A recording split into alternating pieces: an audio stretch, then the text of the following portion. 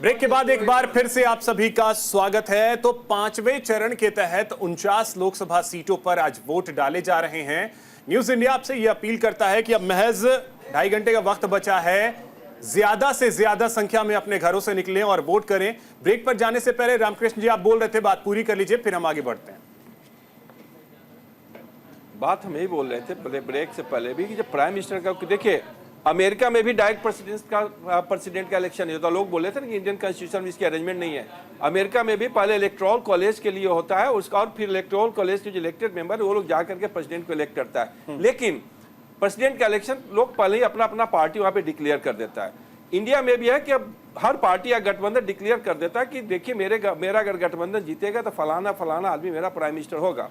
क्योंकि देश का किसी भी देश का आम नागरिक ये देखता है कि मेरे कंट्री का प्राइम मिनिस्टर कौन होगा, कैसा होगा, उससे आपके वोट के परसेंटेज पे फर्क पड़ता है। आप डिबेट करवाइए, आप मुद्दों को ले जाइए, आप मुद्दा का सॉल्यूशन को रखिए, देखिए फिर आम आदमी कैसे आप जो है वोट के प्रति, डेमोक्रेसी के प्रति और भी ज्यादा सजग और जागरूक होकर के और घर से निकल करके जाकर के वोटिंग करता है। लेकिन ये चीज इस बार इलेक्शन में नजर नहीं आ रही है, जिसके कारण आप देखेंगे कि एक निराशा का माहौल है। निराशा का माहौल इसलिए कि या तो मोदी के समर्थन में लोग वोट कर रहे हैं, या तो जो लोग मोदी का विरोध करना चाह रहे हैं वो लोग ये देखना चाह रहे हैं कि आखिर हम किसको प्राइम मिनिस्टर हम इलेक्ट करें, कौन मेरा, अगर मोदी को हटा दे कौन मेरा प्राइम मिनिस्टर। देखिए सारी ये एक गैप है। क्षेत्रीय पार्टियां हैं, बहुत सारी क्षेत्रीय पार्टियां हैं, इस अलायंस का हिस्सा हैं। आज अगर समाजवादी पार्टी ये कह रही है कि हम लोकतांत्रिक तरीके से प्रधानमंत्री चुनेंगे, आज अगर विधानसभा चुनाव में उत्तर प्रदेश में समाजवादी पार्टी को जीत मिलती है, मुख्यमंत्री का चेहरा प्री डिसाइडेड नहीं होगा?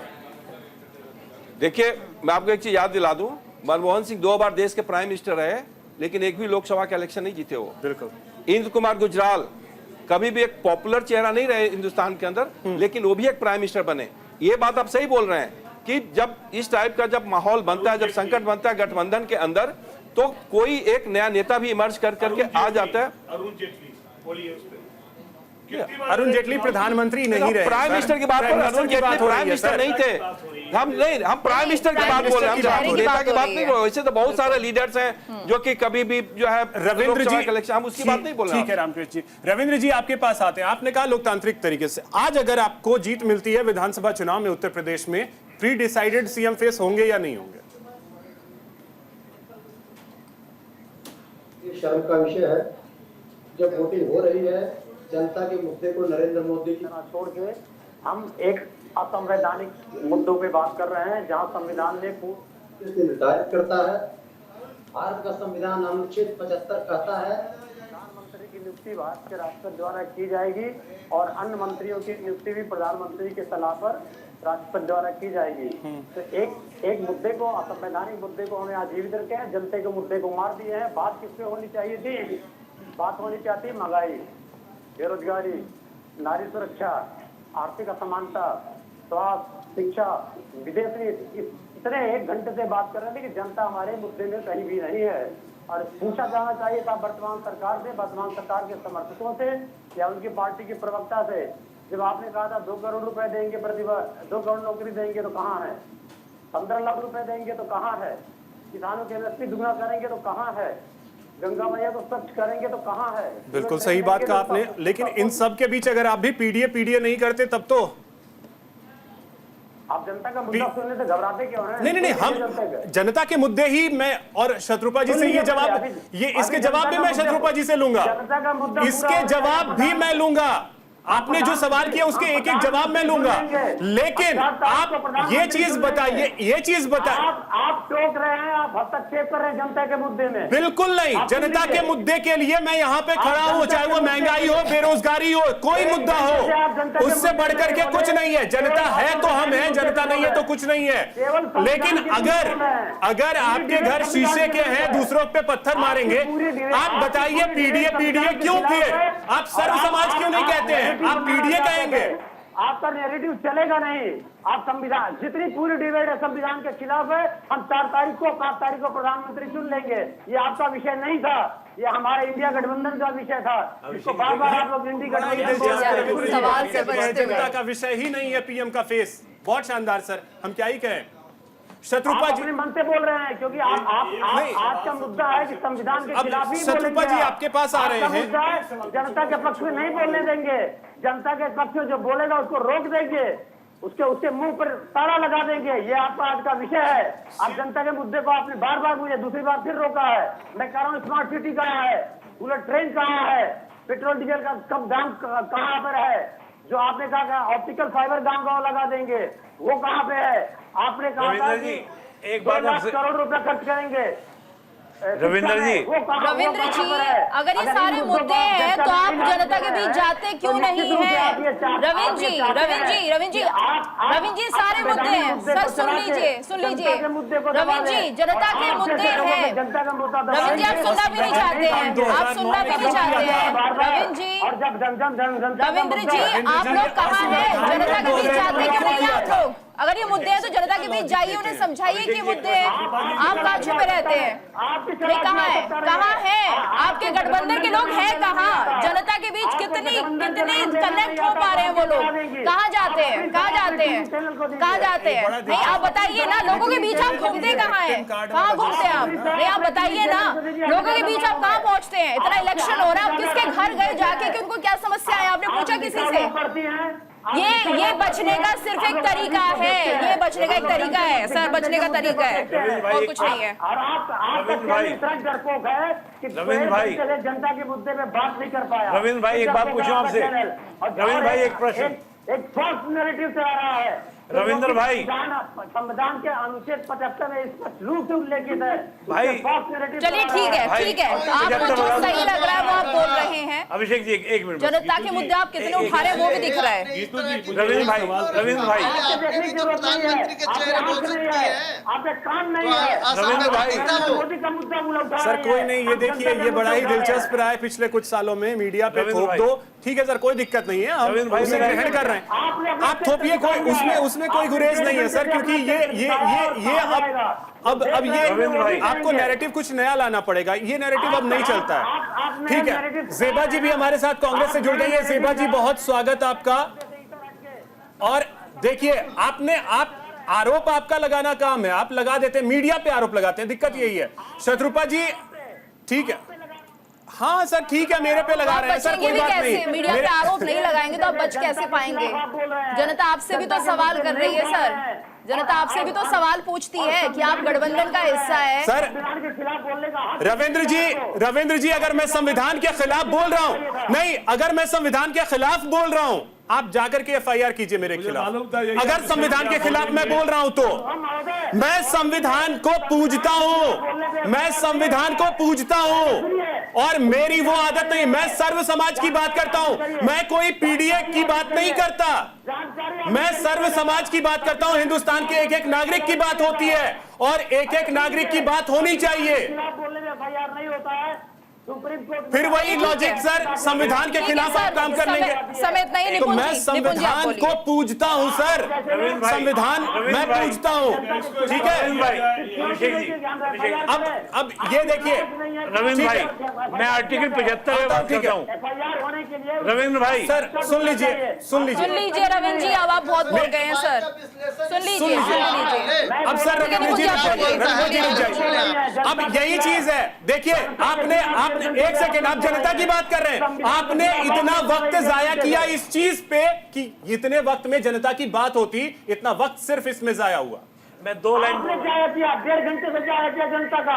जनता के वो जनता भी देख रही है सर, वो जनता भी जनता देख को रही है, अपना नेता चाहिए जनता सर, देख रही है, जनता जी, को वो जनता अपना देख रही है। प्रधानमंत्री अब चेहरा जल्दी चाहिए, से, और ये जरूरी काम है, जरूरी रविंद्र भाई, विषय। अब वेट सर, रविंद्र भाई, जल्दी से निपुण जी। आर्टिकल 75 में 3 क्लोज हैं। 75(1) कहता है प्रधानमंत्री की नियुक्ति राष्ट्रपति करेंगे। दूसरा क्लोज ये कहता है कि प्रधानमंत्री की सलाह से मंत्रिपरिषद की नियुक्ति राष्ट्रपति करेंगे, और तीसरा क्लोज ये कहता है मंत्रिपरिषद की सामूहिक जिम्मेदारी लोकसभा के प्रति होगी, पहली बात। और दूसरा, आप कह रहे हैं स्मार्ट सिटी, बुलेट ट्रेन कहाँ है? अरे जिक्र तो किया, या कब्रिस्तान का जिक्र करें, हज यात्रा का जिक्र करें, या मौलवी को वो दें, पैसा दें, क्या देखो बेकायदा तुम करते हो। जब कब्रिस्तान को दोगे वो जनता का मुद्दा है। तुम्हें नहीं दिखते गुरुकुल के, तुम्हें नहीं दिखते संस्कृत पाठशाला के लोग, तुम्हें केवल दिखते हैं मदरसे के लोग, तुम्हें दिखते हैं कि कब्रिस्तान, शमशान घाट नहीं दिखता तुम लोगों को। संविधान की बात करोगे, कब्रिस्तान का चश्मा लगा के बैठते हो। शमशान की बात भी कर सकते हो कभी? हज यात्रा में सब्सिडी दोगे? अरे कभी दे देते मानसरोवर यात्रा के लिए भी, तुम्हारे बात मान लेते। जनता की बात करते हो, गुंडों की सरकार हो तुम लोग। जिस गाड़ी में देखो सपा का झंडा, देखो समझ लो वो है गुंडा। यही पहचान है सपा की। ठीक है, रविकांत की बात करते हैं, उनको कह रहे मीडिया को, अरे कहीं आर्टिकल 75 पढ़ा है नहीं? कितने किलो जानते हैं 75? ठीक है, पढ़ा है नहीं। अब संविधान होता क्या है पता है?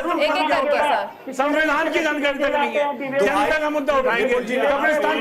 के शर्मा जी, निपुण जी और रविंद्र जी अब रुकिए सर, बाकी पैनलिस्ट है, मुझे वहां भी जाना है सर, प्लीज। अब रविंद्र जी वेट, के शर्मा जी वेट, के शर्मा जी नहीं वेट, अब एक सेकंड। 75 जो बात कर रहे थे, 75 हाँ, क्या लिखा है 75 में? जो संविधान की बात कर रहे हैं, बता दो ना क्या संविधान के अंदर। ठीक है निपुण जी अब वेट, के शर्मा जी वेट, शत्रुपा जी अरे रविंद्र जी अब वेट सर, रविंद्र जी वेट। नहीं पढ़ा भाई, नहीं पढ़ा, वेट रविंद्र जी वेट, नहीं पढ़ा ना। अरे सर संविधान पढ़ा ही नहीं। रविंद्र जी वेट पढ़े, रविंद्र जी रुक जाइए। चलिए ठीक है, एक एक करके बोलिए सर। रविंद्र जी आप बहुत बोल गए सर, ठीक है। रविंद्र जी वेट, रविंद्र जी शांत हो जाइए प्लीज सर, प्लीज। शत्रुपा जी अब जनता यही पूछ रही है कि कहां है स्मार्ट सिटी, कहां है जो आपने दावे किए थे रोजगार को लेकर के, कहां है वो सब कुछ?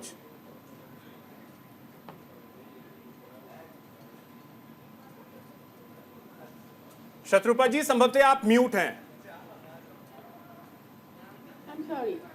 नहीं, 10 साल में हमने जो किए हैं, प्रधानमंत्री जी बार बार ये बोल रहे हैं कि ये सिर्फ है, और बाकी ये स्मार्ट सिटी खोज रहे हैं। तो हम पूरा उनको बोल रहे कि जरा वाराणसी होके आए, काशी होके आए, जरा देख के आए कि क्या था और अभी क्या हुआ है। और बाकी जो साबरमती देखिए कि जो भी है, जहाँ भी थोड़ा अगर उन लोगों का आंखें है, नजरिया है तो देखेगा। और बाकी जो 60 साल 65 साल में ये लोग नहीं किया है, वो हम 10 साल में करके दिखा दिया। और माननीय प्रधानमंत्री इसका तो कुछ नहीं है, वो सिर्फ बोल रहे हैं कि ये तो चला था, बाकी और भी काम बाकी है, बहुत सारा काम बाकी है। तो ये सब बेकार का क्वेश्चन ना पूछ के वो लोग थोड़ा ये बताए तो एक तो हमको फेस दिखाई तो हमारा माननीय प्रधानमंत्री के विरोध करा हो सके। हमको नहीं तो फिर ये आरोप लगता है, फिर ये हिंदू मुस्लिम क्यों होता है? फिर ये हिंदू मुस्लिम क्यों होता है? हिंदू मुसलमान कौन करता है? मुसलमानों का अपीजमेंट के लिए अगर वो लोग हिंदुओं के ऊपर आरोप लगाएंगे तो हम खड़े तो होंगे ही, हम तो बोलेंगे ही। सोचिए ये हमारा मुख्यमंत्री। चलिए ठीक है, चर्चा जारी रहेगी। मुझे एक बड़ी खबर आ रही है, एक सेकंड के जी, एक बड़ी खबर आ रही है अपने दर्शकों को जरा वो बता दें। छत्तीसगढ़ के कवर्धा में बड़ा हादसा हो गया है। पिकअप पलटने से 15 लोगों की मौत हो गई है। तेंदुपत्ता तोड़कर वापस लौट रहे थे बैगा आदिवासी और बहा पानी के पास खाई में ये पिकअप गिर गई है। पिकअप में 25 से 30 लोग सवार थे। पंडरिया विकास खंड के कुकदूर का ये मामला बताया जा रहा है। छत्तीसगढ़ से खबर आई है जहां पर यह हादसा हुआ है। गहरी खाई में पिकअप गिरी और इसमें 25 से 30 लोग सवार थे। तो पंडरिया विकास खंड के कुकदूर का ये मामला, छत्तीसगढ़ में हादसा हुआ है। कवर्धा में बड़ा हादसा हुआ है जहां पर तेंदुपत्ता तोड़ने वाले लोग जब वापस लौट रहे थे तो पिकअप पलटने से 15 लोगों की मौत हो गई है। तकरीबन 25 से 30 लोग इस पिकअप में सवार थे। तेंदुपत्ता तोड़कर ये वापस लौट रहे थे और बहा पानी के पास खाई में ये पिकअप गिर गई, जिसके बाद ये हादसा हुआ और 25 से 30 लोग इसमें सवार बताए जा रहे हैं, जिनमें 15 लोगों की जान चली गई है। पंडरिया विकासखंड के कुकदूर का ये मामला बताया जा रहा है। तो छत्तीसगढ़ से कवर्धा की खबर है जहां पर बड़ा हादसा हुआ। पिकअप पलटने से 15 लोगों की मौत हो गई है।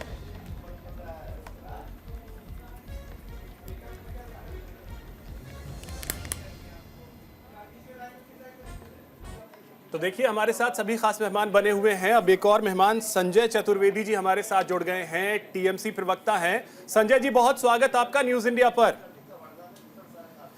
सर वोटिंग संजय चक्रवर्ती। संजय चक्रवर्ती, माफी चाहूंगा सर। संजय जी, सभी जगहों पर हम देख रहे हैं मतदान के प्रतिशत को लेकर बहुत चर्चा हो रही है कि वोटिंग परसेंटेज गिर रहा है, वोटिंग परसेंटेज गिर रहा है, लेकिन बंगाल एक ऐसा राज्य जहां पर वोटिंग परसेंटेज तो बम्पर है सर, क्या कारण लग रहा है? वो हमेशा से रहता है, कोई नई बात नहीं है। बंगाल के लोग जागरूक हैं, अपने वोटों की कीमत को वो पहचानते हैं, और इसी वजह से आप कोई भी छोटे से छोटा, बड़ा से बड़ा चुनाव हो जाता है, उपचुनाव हो जाता है, तो आपका वोटिंग परसेंटेज हमेशा 75% ऐसा तो नहीं है संजय जी, कोई बड़ा बदलाव होने जा रहा है बंगाल में? देखिए, बड़ा बदलाव होना होता तो 2021 में इतना बड़ा जो है एक तरफा कोशिश किया गया, 800 एमएलए एमपी उतारे गए, प्रधानमंत्री ने 28 सभाएं की, गृह मंत्री ने 55 सभाएं की, जेपी नड्डा तो मेरे ख्याल से 100 बार से ज्यादा चले गए, और हमारी ममता बहन जो है वो लगातार हराया, अकेले व्हील चेयर में जो है उनको हरा दिया। तो बड़ा बदलाव कहीं कुछ नहीं होने वाला है। लेकिन उसमें एक दुखद पहलू ये भी था ना कि ममता बनर्जी ही चुनाव हार गई। नहीं, वो कैसे हारी वो आपको पता होगा, वो आपको पता होगा किस तरीके से हारी, कितनी बार जीत रही थी, हार रही थी, और लगातार जो है SMS भी आया था, ये भी आपको पता होगा किस तरीके से हराया गया उनको। और हमारे लिए तो सबसे बड़ी चीज ये है कि हम जो पहली बार जीते थे 185 सीट, दोबारा जीते तो 211 सीट, तिबारा जीते तो 223 सीट, तो हम तो बढ़ते ही चले गए। लेकिन लोकसभा वाले में तो बीजेपी भी बढ़ती चली गई, 2014 में 2, उसके बाद सीधे 18। ठीक कह रहे हैं आप, बहुत सही बात कह रहे हैं। 2002 ये क्या होता है कि लोग बड़ी अच्छी हवा बनाते हैं। हाँ। ये हवा बनाने में, क्योंकि ये हवा बेचते हैं और हवा बनाते हैं, इसमें एक ये लोग माहिर हैं।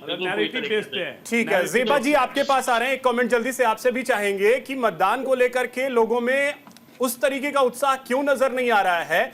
आप लोग ये कह रहे हैं कि सरकार से नाराजगी है, तो अगर सरकार से नाराजगी होती तो वोटिंग परसेंटेज तो मतलब कहते हैं छप्पर फाड़ता। देखिए, वोटिंग परसेंटेज